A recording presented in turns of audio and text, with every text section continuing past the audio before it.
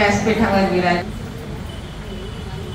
आशुतोष शशांक शेखर चंद्रमौली कोटि कोटि प्रणाम शंभु कोटि नमन दिगंबरा कोटि नमन दिगंबरा निर्विकारोकार अविनाशी तुम्ही देवादिदेव जगत सर्जक प्रलय करता शिवम सत्यम सुंदरा निरंकार स्वरूप कालेश्वर महायोगीश्वरा दयानिधि ज्ञानीश्वर जटाधर अभयंकरा शूलपाणि त्रिशूलधारी अवघडी वागंबरी जय महेश त्रिलोचनाय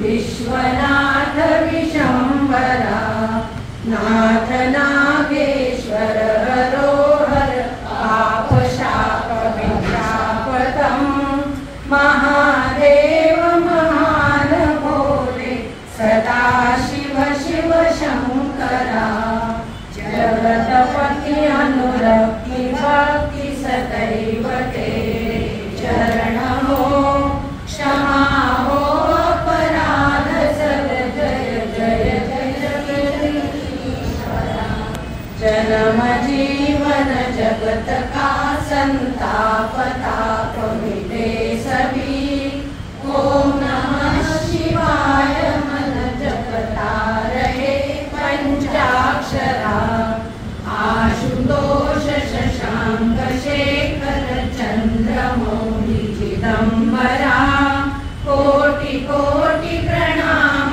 शंभु कोटि नमन दिगंबरा कोटि नमन दिगंबरा कोटि नमन दिगंबरा.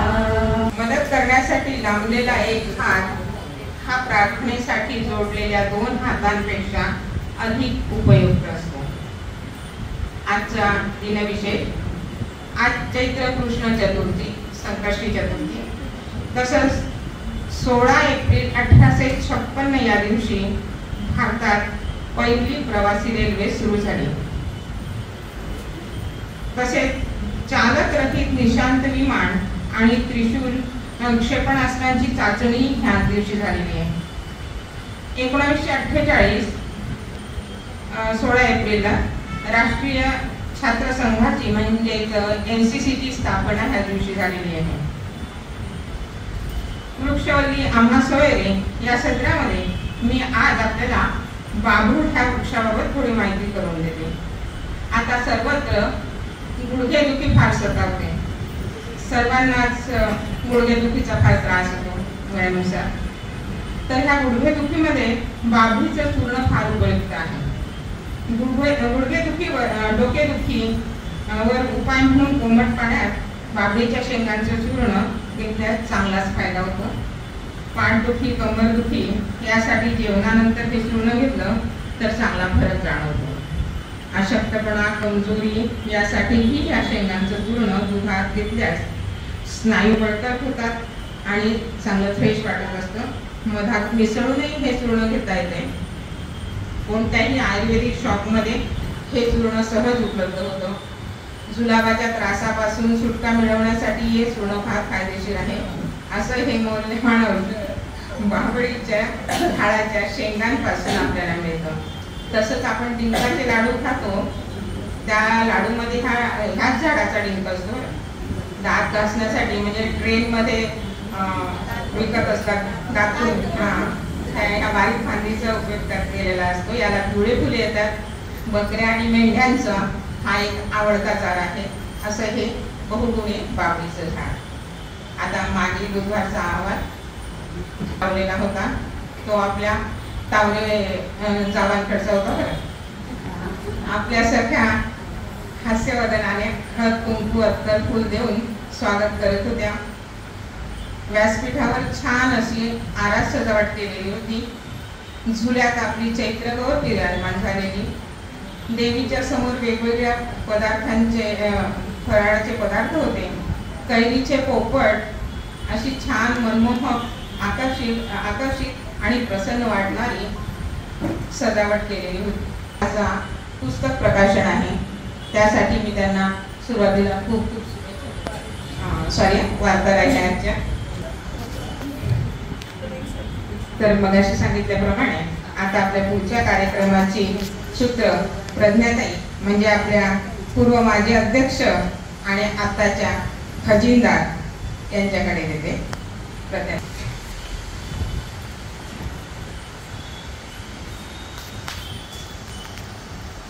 कलागुणांच्या सौंदर्याच्या अन प्रज्ञेच्या नायकाला नमन करूया विनायकाला, नमन करूया विनायकाला. व्यासपीठावरील मान्यवर आदरणीय प्रतिभाताई, आपल्या भरमुन्नरी अध्यक्षा हेमाताई आणि आजच्या आपल्या उत्सव मूर्ती कवयित्री स्वातीताई, सर्व माझ्या कार्यकारी मैत्रिणी व माझ्या सर्व मैत्रिणींना नमस्कार. आज फार आनंदाचा सोहळा. आपली मैत्रीण स्वातीताई यांचा अक्षरबिंदू या काव्यसंग्रहाचा प्रकाशन सोहळा आपण आपल्या मंडळात सर्व मैत्रिणींच्या समक्ष सादर होतो आणि या सर्व सोहळ्याचा पुढाकार आपल्या प्रतिभाताई व हेमाताई यांनी घेतला. शब्दांच्या दुनियेत फिरताना जोपासते आहे बोलण्याचा छंद. प्रारंभ करूया सोहळ्याला, ज्यावर खुलतात स्नेहाचे बंध. एकत्र येणं ही सुरुवात आहे, सोबत राहणं ही प्रगती आहे, मदत करणे हे संस्कार आहे आणि स्वागत करणे ही संस्कृती आहे. तर मी आपल्या हसतमुख अध्यक्षा हेमाताई यांना स्वातीताईंचं फूल देऊन स्वागत करण्याची विनंती करत आहे.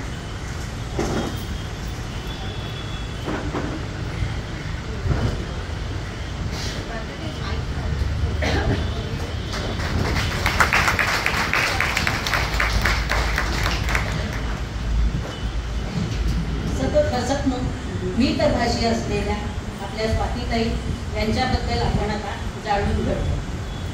त्यांचे नाव स्वाती धर्माधिकार. त्यांचं शिक्षण BA अर्थशास्त्र घेऊन त्यांनी BA केला. काव्यलेखन हा त्यांचा आवडता छंद आहे. गुरूंबद्दल नितांत श्रद्धा व आदर आहे. उद्घोष या दिवाळी अंकात एप्रिल फूल ही कथा त्यांनी लिहिली आहे. 2 मणे आणि अंतर्मनाचा प्रवास हाही लेख आहे. मोहिनी राज्यस्तरीय काव्य स्पर्धेत 3य क्रमांक मिळाला आहे. गाणनृत्य दिवाळी अंकात निसर्ग ही कविता त्यांनी लिहिलेली आहे. श्री संत गुळवणी महाराज आश्रमातून प्रसिद्ध होणाऱ्या शिवसामरस्य या अंकात लेख आणि स्वरचित कविता पदे प्रकाशित झाली आहे.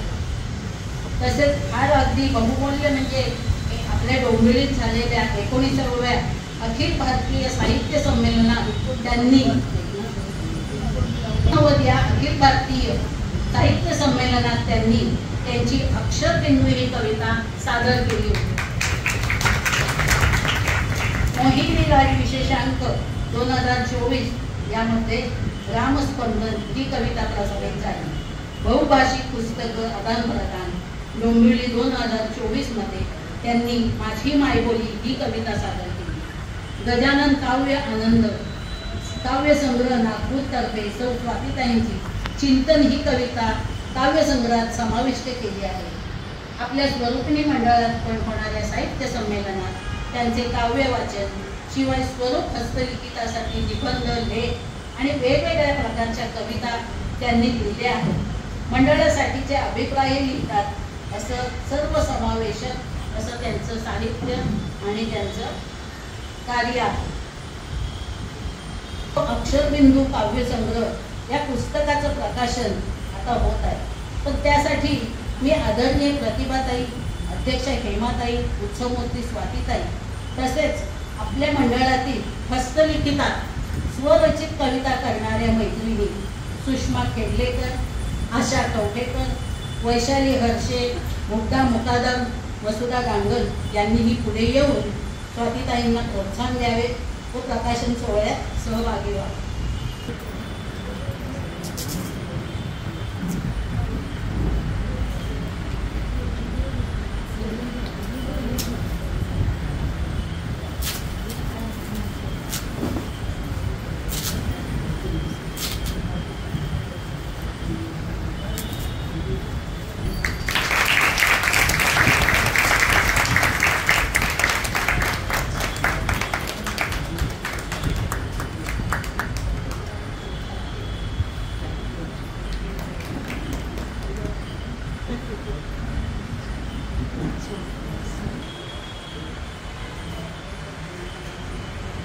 आचार्य स्वातीताई आणि तुम्ही सगळ्या भगिनी.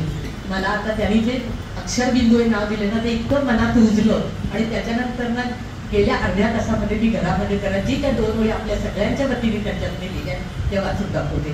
आणि बिंदू म्हटलं की तो अगदी छोटा आहे, आपल्याला काय कोणाला सांगायला नको, त्यांनीच मी सुरुवात करते. अधिष्ठान बिंदूचे अनुभव अनुस्वारात व पूर्णविरामात, अनुस्वारात असतं त्याचं पूर्णविरामात असतं. अधिष्ठान बिंदूचे अनुस्वारात व पूर्णविराम. महत्व त्याचे अक्षराची व वाक्याची अर्थवाही करण्यात, महत्व त्याचे वाक्याची व अक्षराची अर्थवाही करण्यात. स्थानरूप हे भासले जरी तयाचे, स्थानरूप हे भासले जरी तयाचे. संस्कार संस्कृतीशी नाते अभंग त्याचे. आता ओळख देताना त्यांनी संस्कार आणि संस्कृती हा शब्द वापरलाही होता, त्यामुळे तिथे तो शब्द महत्वाचा आहे. संस्कार आणि संस्कृतीशी नाते अभंग राहते. एक एक बिंदू जन्मता अक्षरे मिळवितो, एक एक बिंदू जन्मता अक्षर मिळवितो. ज्ञान साधनेचा मग तेथेच जन्म होतो, ज्ञान साधनेचा मग तेथेच जन्म होतो. ऐशा अक्षर बिंदूतून काव्यरूप साकारले, ऐशा अक्षर बिंदूतून काव्यरूप त्याने साकारले. प्रकाशनाचं त्यांच्या सारे मंडळ एकवटले, प्रकाशनाचं त्याच्या सारे मंडळ एकवटले. सदा राहो सदा प्रवाही प्रवास काव्य सरितेचा, राहो सदा प्रवाही प्रवास काव्य सरितेचा. आनंद घेऊ आम्ही त्यात मनसोक्त डुंबण्याचा, त्यात मनसोक्त डुंबण्याचा.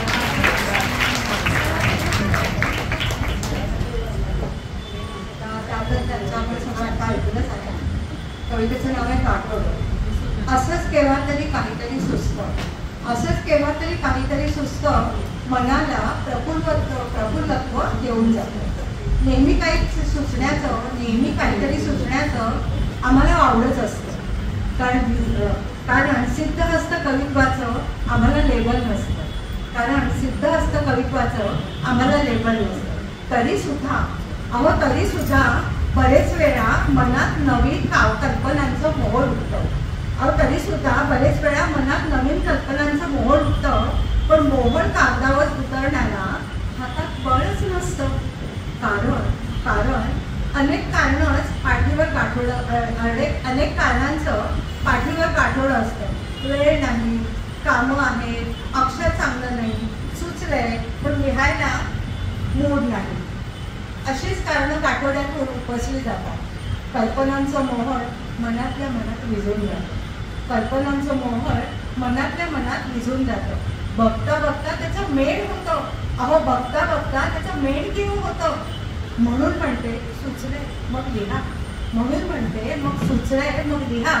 विचार आले कागदावर उमटू द्या. मी पण आता तोच प्रयत्न करणार. कारणांच्या काठोड्याला कर्कजून गाठ बांधणार, कारणांच्या काठोड्याला कर्कजून गाठ बांधणार. मग बघा मेणाची कशी छान मेणबत्ती होते, मग बघा मेणाची कशी छान मेणबत्ती होते. आपल्या सुंदर विचारांचा आपल्याला प्रकाश येतो, आपल्या सुंदर विचारांचा आपल्याला प्रकाश देते. त्याच प्रकाशात आता आपण लिहिते होऊया, त्याच प्रकाशात आता आपण लिहिते होऊया, त्याच प्रकाशात आता आपण लिहिते होऊया. स्वातीताईंचं अभिनंदन करण्यासाठी इथे आलेली आहे. आम्ही सुद्धा कविता लिहितो, पण आम्हाला जरा वेळ लागतो, विचार करायला लागतो. आम्ही काही शीघ्रकडे येत नाही आहोत, आम्हाला जरा विचार करून वेळ देऊन कविता करायला लागते. आता मग आम्हाला काही कविता वगैरे करायची नव्हती म्हणून मी काही केली नाही आहे कविता. सांगितलं असतं तर नक्की केली असते. फक्त मी स्वातीताईंचं अभिनंदन करण्यासाठी आलेली आहे. धन्यवाद. फार मधुर स्वर, ना मैफिलीतील गाण्याचा, ना पहाडातून झरझरणाऱ्या पाण्याचा, ना सतारीचा, ना तुतारीचा, ना बासरीचा. सर्वात मधुर स्वर असतो तो रसिकांच्या टाळ्यांचा, रसिकांच्या टाळ्यांचा. जिथे विद्युत. नमस्कार. आदरणीय प्रतिभाताई, अध्यक्षा एकाताई, उपाध्यक्षा कल्पनाताई, संपूर्ण कार्यकारिणी, ज्येष्ठ नागरिक मंडळ आणि माझ्या सर्व प्रेमळ मैत्रिणींना सर्वांना माझा नमस्कार. साधारणपणे 40 कविता झाल्या की आपण त्याचा काव्य संग्रह करतो, असे गेल्या वर्षी मला प्रतिभाताई म्हणाले. माझ्या पण थोड्या आणखीन काही दर्जेदार आणि सुंदर असाव्या, त्यामध्ये चांगल्या कवितांची आणखीन भर पडावी असं मला वाटलं, म्हणून मी थांबले. सगळ्यात पहिली कविता मी अँडॉकिटला राहत असताना आमच्या छोट्याशा जागेत छोट्या कोंडीत एक मोगरीचं झाड लावलं. त्याला पहिली कळी जेव्हा आली आणि त्याचं एक टपोर मोगऱ्याचं फूल झालं, तो चैत्र महिन्यात होता. वाऱ्याबरोबर ते फूल फांदीसह इकडे तिकडे डोलत होतं आणि त्याचा सुंदर सुवास सगळीकडे पसरलेला होता. अँडॉकिलला छोट्याशा जागेत मला सुचलेली ही माझी पहिली कविता. चैत्र चैत्र आला, चैत्र चैत्र आला रे, पान पान हलते रे, मोगरीचा गंध हा फूल फूल फुलते रे. मोगरीचा गंध हा मन जाते मोहन, मोगरीचा गंध हा मन जाते मोहन. मृगतुषार वर्ष कसे काय आहे थरथरून, मृगतुषार वर्ष कसे काय आहे थरथरून. पक्षी मधुर आकाशी, पक्षी मधुर आकाशी आनंदे गातसे, लहर लहर सागरी ताल जणू देतसे. लहर लहर सागरी ताल जणू देतसे. शांत शांत धरती, शांत शांत धरती ही शुभ्र धवल चंद्र किरण, शांत शांत धरती ही शुभ्र धवल चंद्र किरण. अमृतमय जग सारे अन्न पृथ्वीचा तो कण कण, अमृतमय जग सारे अन्न पृथ्वीचा तो कण कण. तो आनंद आजही चैत्र महिन्यात आहे आणि तो तसाच कायम आहे आणि कवितेच्या रूपाने तो तर कायम राहणारच आहे. त्यानंतर माझ्या मुलासाठी मी बालकविता लिहिली. त्यानंतर कवितेचा छंद हा जोपासतच गेला. इथे डोंबिवलीत आल्यानंतर सौ शैला चंद्राते हिच्या ओळखीने मी स्वरूपिणी मंडळात आले. तेव्हा आदरणीय प्रतिभाताई, खाडीलकर काकू, प्रभाते साळवेकर, माणिकताई कुलकर्णी, कैलासवारी लोहोदरेताई, मेघनाताई, अनुराधा कुलकर्णीताई, स्वातीताई गोखले, वनिताताई घनसास, उज्ज्वला देवधर, मीनाक्षीताई टोकरे, सुनीता केळकर, उर्मिला, वर्षा, हेमा, नम्रता, सुनंदा, वसुधाताई, नंतर पेंढारकर काकू, नीला, विजया, लीना, मुग्धा, सुवर्णा, रश्मी, रागिनी फालक. आता किती आणि कोणाकोणाची नावं घ्यायची. अख्ख्या स्वरूपीने मला भरभरून दाद दिली आहे. तेव्हा कोणाचंही नाव चुकून राहिलं असेल तर त्यासाठी क्षमस्व. पण त्यामुळे मला प्रोत्साहन त्यांनी दिलं आणि त्यामुळे मला नवीन नवीन कविता आणि त्याचं लिखाण होत केलं. मंडळाच्या स्वरूप अंकातही दरवर्षी माझ्या 2 नवीन कविता असतात. साहित्य संमेलनात भाग घेण्यासाठी मंडळाने मला प्रोत्साहित केलं. नवीन कल्पना सुचवलेल्या तशा त्या मी लिहून काढल्या. कवितेची प्रेरणा ही प्रथम माझे परमपूज्य गुरु डॉक्टर केशवरावजी जोशी महाराज आणि माझे वडील कैलासवासी सुधाकर नारायण इनामदार हे आहेत. ते पण चांगले कवी होते. जे काही शब्द येतात आज मला ते संपूर्ण त्यांच्याच प्रेरणेने येतात. त्यामुळे ते इतके प्रासादिक व सुंदर असतात. आता नुकत्याच रामनवमीला झालेला माझा प्रत्यक्ष अनुभव मी तुम्हाला कथन करते. आपल्या आयुष्यात एक तरी काव्यसंग्रह आपण पूर्ण करावा अशी माझी मनापासूनची इच्छा होती आणि ती या 17व्या वर्षी माझ्यात पूर्ण झाली. काव्यसंग्रह रामनवमीलाच प्रकाशित व्हावा अशी माझी मनापासूनची इच्छा होती. पण अजूनपर्यंत काव्यसंग्रह तयार होऊन आलेलेच नव्हते. अगदी रामनवमीच्या आदल्या दिवशी उशिरा रात्री 8 वाजता प्रकाशक अन्नदाते काव्यसंग्रह अक्षरबिंदूंच्या प्रती घेऊन माझ्या घरी आले.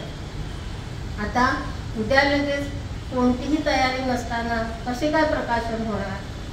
पण एकतरी प्रत नुसती राम मंदिरात आपण ठेवून यावं, रामाच्या पायाशी ठेवावी म्हणून मी गेले. तर तेथील गुरुजी दिनेश कुलकर्णी इतक्या गर्दीतही ती रामाची गाणी थांबवून म्हणाले, इतकी सुंदर रामस्पंदन ही कविता तुम्ही लिहिली आहे, तर इथेच तुम्ही माईकवर ती म्हणून दाखवा. तेवढीच तुमच्या हातून रामाची सेवा होईल आणि आज रामनवमी आहे तर तुम्ही ती इथे माईकवरती म्हणा. हा साक्षात रामानेच दिलेला अनुभव मला आहे, तर मी तो कधीच विसरणार नाही. तर या संग्रहातील रामस्पंदनचे काव्य वाचन अशा प्रकारे रामासमोर सर्वांसमक्ष स्टेशनला राम मंदिरातच झालं. सर्वांनी टाळ्या वाजवून दाद दिली. नंतर पुन्हा रामाची गाणी सुरू झाली. हा अनपेक्षितपणे मिळालेला आनंद मी कोणत्याच स्तरात मोजता येणार नाही असा आहे. त्यासाठी मी केवळ नतमस्तकच. असा हा राम माझ्या अंतरी कायमचाच राहिला. अशीच प्रेरणा कायम राहो. तुम्हा सर्वांचे भरभरून प्रेम आणि आशीर्वाद मला मिळो. त्याचबरोबर माझे मिस्टर सुभाष धर्माधिकारी, दोन्ही मुले चिरंजीव उमेश, चिरंजीव योगेश, दोन्ही सुना सौरुचा आणि रीमा त्या इथे आलेल्या आहेत. छोटी नात आर्या, तिची शाळा असल्यामुळं ती नाही आली आहे. या सर्वांचं सहकार्य, घरच्यांचं आणि प्रोत्साहन माझ्यासाठी खूपच महत्त्वाचं, कारण त्यांच्यामुळेच हा काव्यसंग्रह मी आज करू शकते. मंडळाच्या संस्थापिका आदरणीय प्रतिभाताई, सेक्रेटरी वनिताताई, प्रत्येक वर्षीचे अध्यक्ष, संपूर्ण कार्यकारिणी, दरवर्षीची कार्यकारिणी माझ्यासाठी हे खूपच महत्त्वाचे आहे, कारण त्यांच्याशिवाय कोणताही कार्यक्रम होऊच शकत नाही. ज्येष्ठ नागरिक मंडळ आणि संपूर्ण स्वरूपी मंडळ, तुम्ही सर्वजणी आवर्जून या कार्यक्रमाला आज उपस्थित राहिला. प्रतिभाताई आणि अध्यक्षा हेमाताई या कार्यक्रमाला यांनी उत्साहाने परवानगी दिली आणि सर्वतोपरी मला संपूर्ण कार्यकारिणीने मदत केली. त्यांनीच हा कार्यक्रम नियोजित केला आणि घडवून आणला. त्याबद्दल कार्यकारिणीसह सर्वांचेच मनापासून आभार आणि धन्यवाद. आता थोडंसं अक्षरबिंदू याच्याविषयी सांगते. अक्षरबिंदू याचा अर्थ, ते नाव का दिलं मी ह्याचं सांगते. अक्षरबिंदू याचा अर्थ, कोणतेही लेखन करताना आपण आपल्या लेखणीचे टोक सुरुवातीला लिहिण्यासाठी जिथे प्रथम टेकवतो तिथे एक छोटासा बिंदू उमटतो. त्यानंतर मग अक्षर, मग शब्द, मग वाक्य, मग कविता किंवा कोणतंही लिखाण हळूहळू होत जातं आणि ते क्रमाक्रमाने होत जातं. त्याला मग एक प्रकारची वैश्विकता प्राप्त होते. त्याला कोणतीही कक्षा राहत नाही. तिथे मीही उरत नाही आणि तुम्हीही उरत नाही. त्या बिंदूतच संपूर्ण सामावून जाते. आज सर्वांच्या सहकार्याने हा अक्षरबिंदू खऱ्या अर्थाने सर्वांपर्यंत पोहोचतो आहे. याचा मला खूप खूप आनंद आहे आणि तोच आनंद तुम्हा सर्वांना मिळावा हीच अपेक्षा. धन्यवाद. नमस्कार. व्यासपीठावर अध्यक्ष हेमाताई आणि कवयित्री स्वातीताई, तुम्ही सगळ्याजणी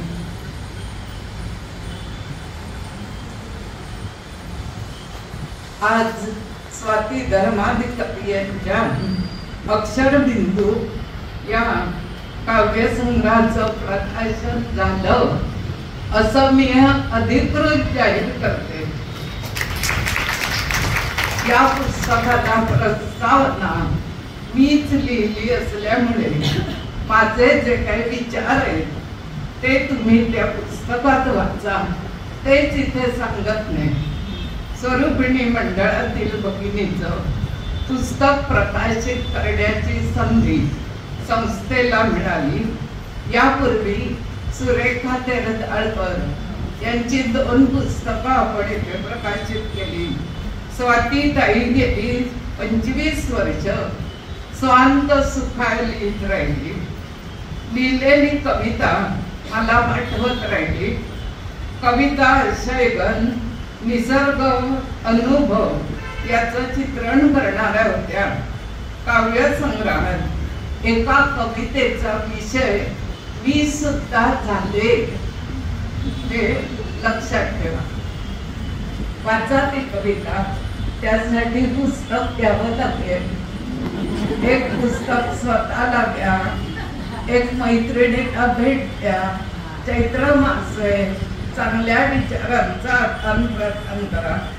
हा काव्यसंग्रह प्रकाशित करताना मला विशेष आनंद वाटला आणि स्वातीताईंना मी सांगू इच्छिते की अपत्य जन्मा इतकाच आनंद पुस्तक निर्मितीचा सुद्धा असतो आणि ही अपत्य कितव्या वर्षी व्हावी किती व्हावी त्याला काही बंधन नाही, कारण कविता कोणालाही कधी सुचत असतात। उत्स्फूर्त आविष्कार म्हणजेच काव्य म्हटलंय।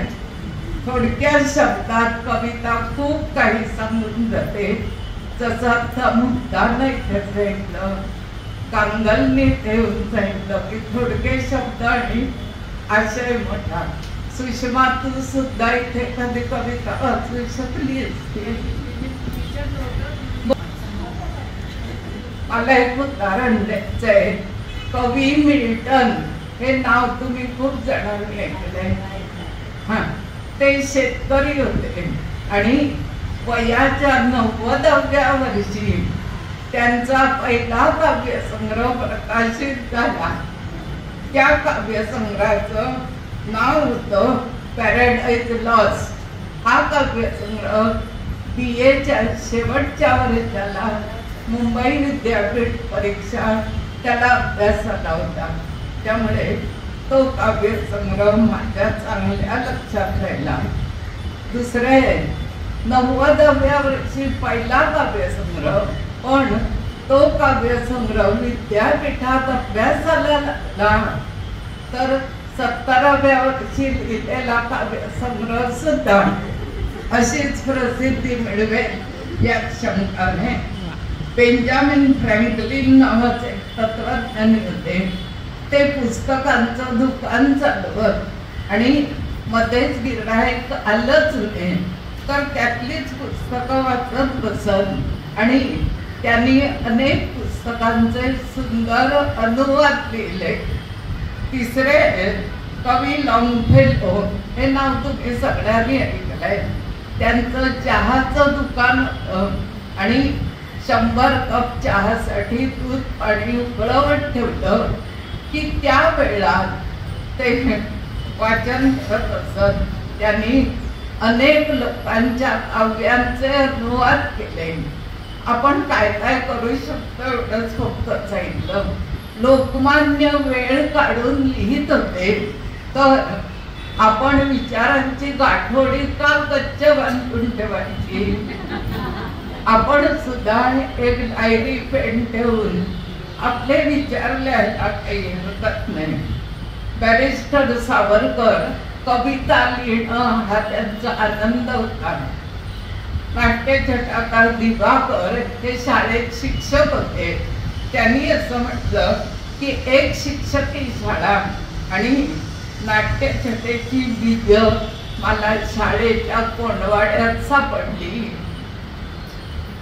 दररोज 1 तास कोणतंही आवडीचं काम केलं, गप्पा गोष्टी करतोच, खूप करतोय।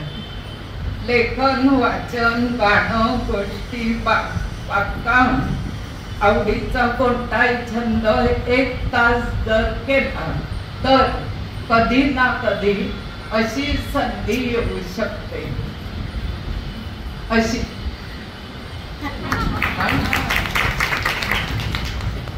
वेळ लागेल पण उपयोगी पडेल। आज या सरस्वतीच्या दरबारामध्ये स्वातीताईंचं अक्षरबिंदू हे पुस्तक विराजमान झालंय। सरस्वतीचा दरबार आहे आणि त्यात आपलं पुस्तक ठेवणं हे मोठं मानाचं आहे। 75 पर्यंत तिचे 3 काव्यसंग्रह प्रकाशित होतील एवढ्या कविता तिच्याकडे आहेत। सुरुवात गुरु शरणम असं करूनच काव्याची सुरुवात होते। नुसत्या गुरूंवर लिहिलेल्या 40-50 कविता आहेत। तर मी अशा शुभेच्छा व्यक्त करते। खूप आनंदाचा क्षण, शुभेच्छा देते, अभिनंदन करते तुमच्या सगळ्यांच्या वतीन आणि थांबते। मान्यवर आदरणीय प्रतिभाताई, कवयित्री स्वातीताई, माझी कार्यकारिणी या सभासद सह्यांनो, मी हेमा वैद्य, अक्षरबिंदू या काव्यसंग्रहाचे प्रकाशन सोहळ्यात तुमचं सुहास्य वादनाने स्वागत. जे देखे कवी, जे देखे रवी ते देखे कवी या उक्तीनुसार, ते न देखे कवी या, जे देखे रवी ते न देखे कवी या उक्तीनुसार खरंच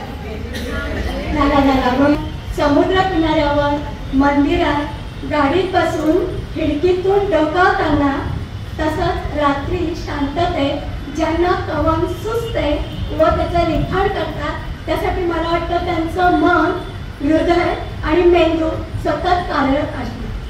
आपण निसर्गात जातो, समुद्रकिनाऱ्यात जातो, पण आपल्याला यमक जुळणाऱ्या 4 वेळी सुचतात. तेवढंच कवी अशी कविता किंवा कवन सुचणं कठीण. कविता हा साहित्यातील एक महत्त्वाचा प्रकार आहे. कविता छंदबद्ध व रसबद्ध असतात.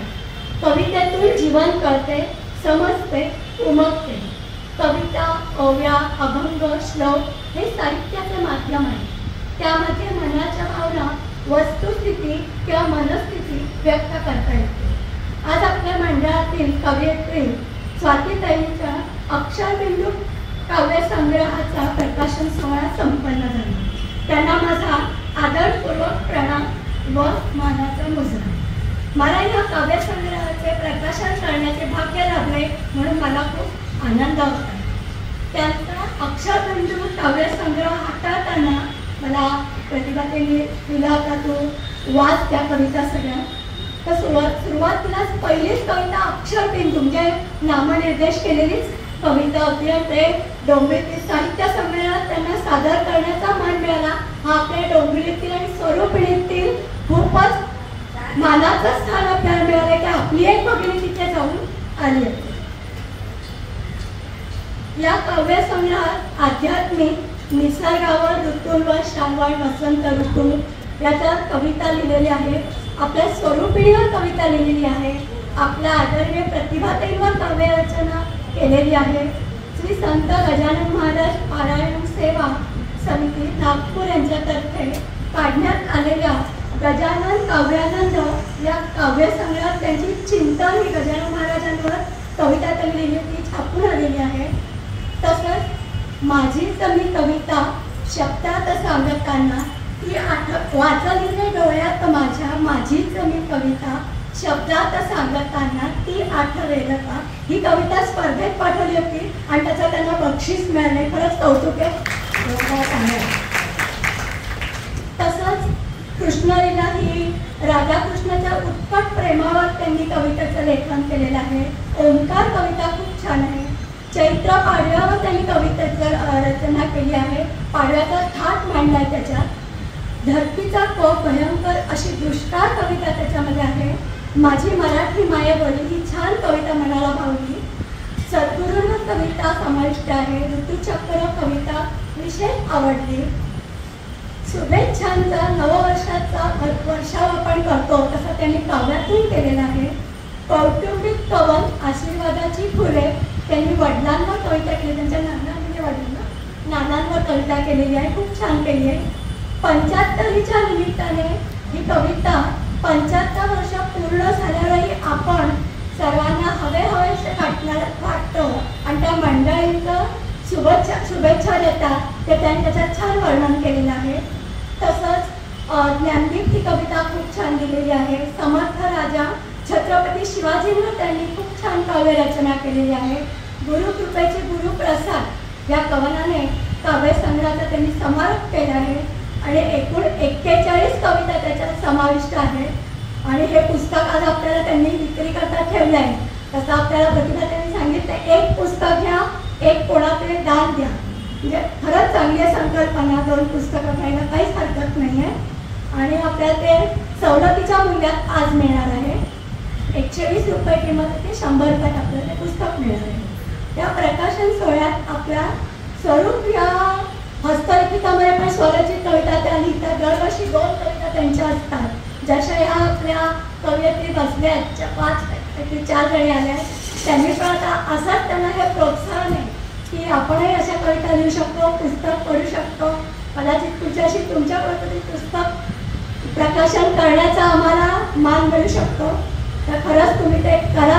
पुस्तक लेखन का वाटत असतं ते तयार आहे, सुष्माताईंची तयार आहे, मुद्दा तयार करते, वैशाली पण करेल. आणि मला वाटतं आशाताई कदाचित तुमच्या यादी येऊन कर असं मला वाटतं, कारण त्यांच्या खूप कविता लेखन झालेलं आहे. म्हणजे त्या अशा प्रत्येक वेळा कविता लिहितात आणि सांगतात मी आज लिहिली असं. त्यामुळे तुम्हा सर्वांना माझ्या शुभेच्छा आहे. आणि आता मी माझं 2 शब्दाने बरेच वाक्य थांबवते. ज्यांचे सूर जुळून आले त्यांनी 2 गाणी गावी. आभाळ एवढी उंची ज्यांची त्यांनी थोडे खाली यावे. प्रेमाचे शब्द आणि सत्कार आमचे स्वीकारावे आणि सत्कार आमचे स्वीकारावे. आता मी प्रतिभाताईंना विनंती करते की त्यांनी स्वातीताईंचा शाल आणि श्रीफळ देऊन सत्कार.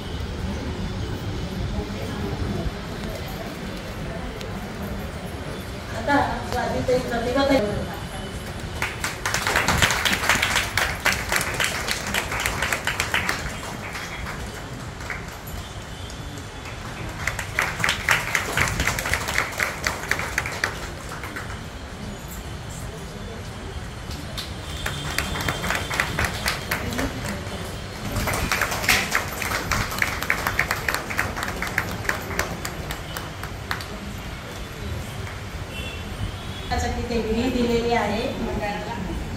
आणि प्रतिभाताईंनी सांगितल्याप्रमाणे मैत्रिणींना द्यायलाही एक पुस्तक घ्या, म्हणजे त्यांच्या याचं कार्याचं खरं चीज होईल असं मला वाटतं. अशा लिहित्या वा म्हणजे आम्हाला नेहमी असं प्रकाशन सोहळा करता येईल, संधी मिळेल.